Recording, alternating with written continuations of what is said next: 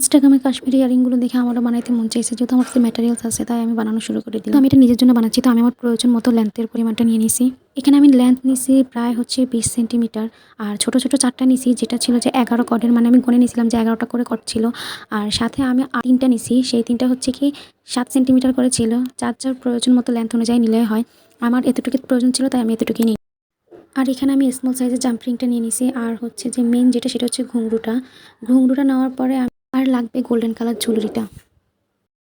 একটা স্মল সাইজের জাম্পরিংয়ের মধ্যে আমি বড় চেনটা আর যেই 3টা হচ্ছে আমি 7 সেন্টিমিটার নিয়েছিলাম, সেই 3টাকেও অ্যাটাচ করে নিচ্ছি। এই প্রসেসিংগুলো মোটামুটি যারা জুয়েলারি মেক করে তারা একবার দেখলেই বুঝতে পারবে, বাকিরা চাইলে ইজিলি করতে পারবে, যেহেতু আমি বলে দিচ্ছি কোনটার পরে কী করছি। এখানে আমার মিডিয়াম থেকে যে একটু বড় সাইজের জাম্পরিংটা আছে ওইটাও লাগবে, তো আমি ওইটাও নিয়ে নিছি।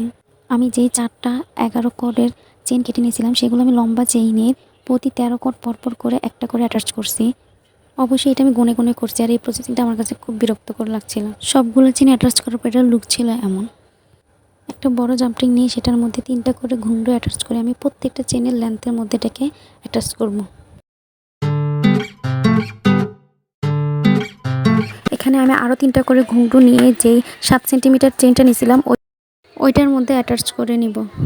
এই পর্যায়ে আসার পর আমার ঘুংরুর কাজগুলো শেষ। আচ্ছা, এখানে এই 3টার মধ্যে হচ্ছে যেটা মিডিয়াম সাইজের ওইটার মধ্যে হচ্ছে কি আমি ঝুলুরি অ্যাটাচ করব। আর ঝুলুরিগুলো হচ্ছে কি আমি 11 কর্ডের যেই চেনগুলো লাগাইছি ওইটা মাঝামাঝি দিয়ে দিব, আর প্রত্যেকটাতে আমি 3টা করে ঝুলুরি অ্যাটাচ করতেছি।